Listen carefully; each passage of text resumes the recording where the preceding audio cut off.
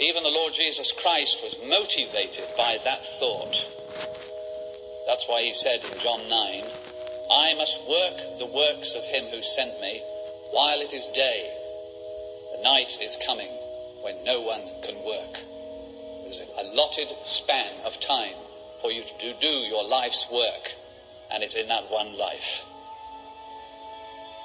That's why this question of only one life must have urgency.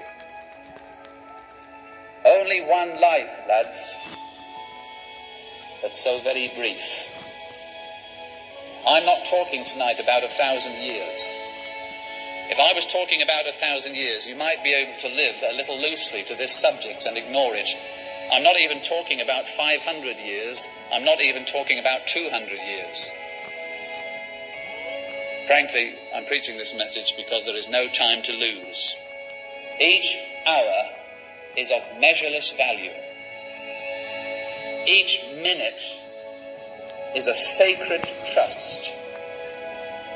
And each hour and each minute, according to our text, will soon be examined in detail at the judgment seat of Christ. And then eternity. High up in the north, wrote Hendrik van Loon, in the land called Svithjod, there stands a rock. It is 100 miles high and 100 miles wide. Once every 1,000 years, a little bird comes to this rock to sharpen its beak. When the rock has been thus worn away, then a single day of eternity will have gone by.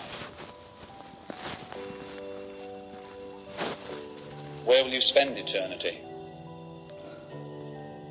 And what will you have to show there for the life you have lived here? The Bible is always telling us, always telling us, always telling us. All my thinking about this life should be done with eternity in mind.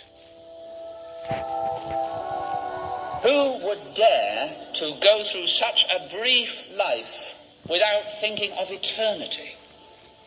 That's why in old churches here and there, you'll sometimes see inscriptions over the door. And I know of one church which has 3 doors with these 3 inscriptions therefore on the front. Over one door it says, all that pleases is but for a moment. On another door it says, all that troubles us is but for a moment. And on the central door it says, that only is important which is eternal. So I'm asking you tonight in this bugle call to stop and think about reality and to make up your mind that you will live for them.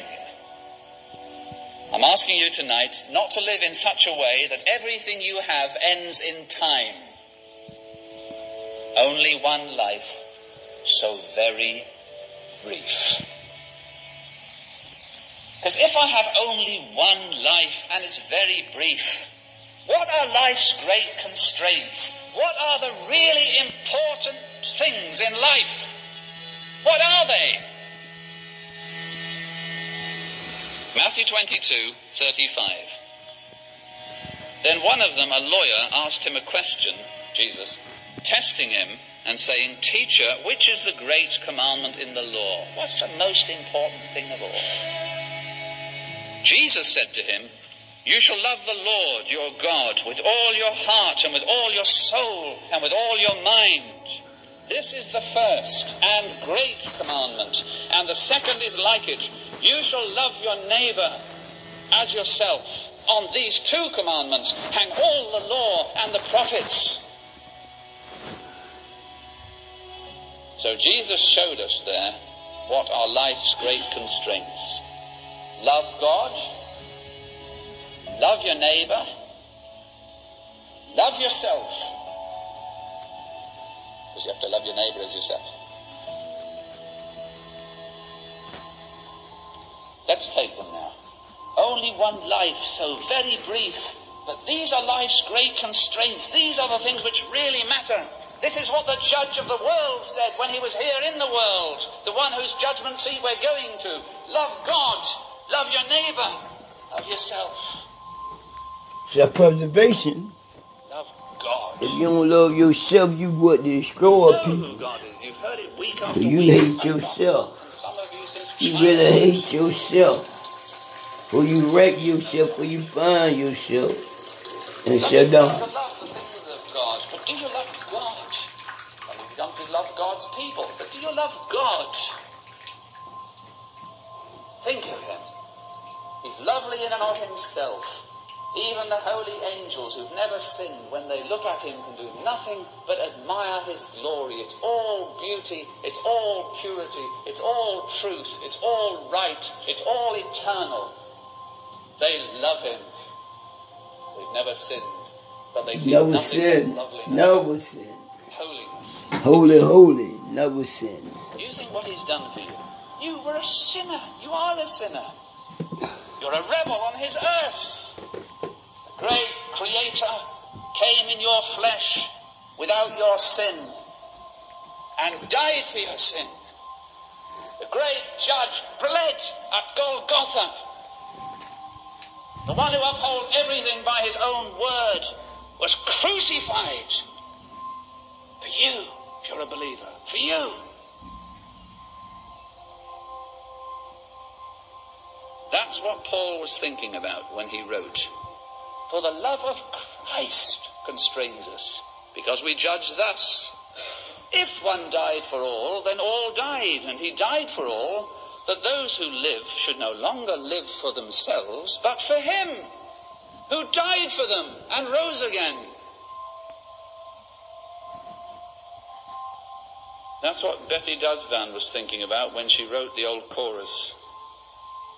After all he has done for me, after all he has done for me, how can I do less than give him my best and live for him completely after all he has done for me? And the second is like it. You shall love your neighbor as yourself. Now we all fail here. You and me. Here are some facts we've got to face squarely and bravely. 200,000 souls a day are passing one by one away from here. Christless guilt and doom.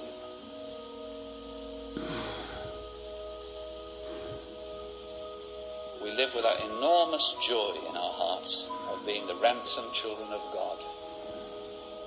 Black guy, look at this black guy right here. Look at this black guy. Look at this black guy. Look at this black guy. Black guy. Hell. Look at that joint all the boom black like a boom for anybody in the church ever to live a normal, sleepy, mediocre, complacent Christian life again. If the gospel is untrue, throw it away. And if you sincerely believe and have determined that the gospel is untrue, why on earth are you here?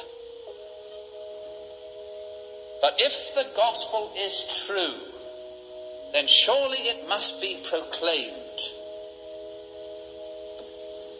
This generation of men and women and boys and girls will have to be reached by this generation of Christian men, Christian women, Christian boys and Christian girls.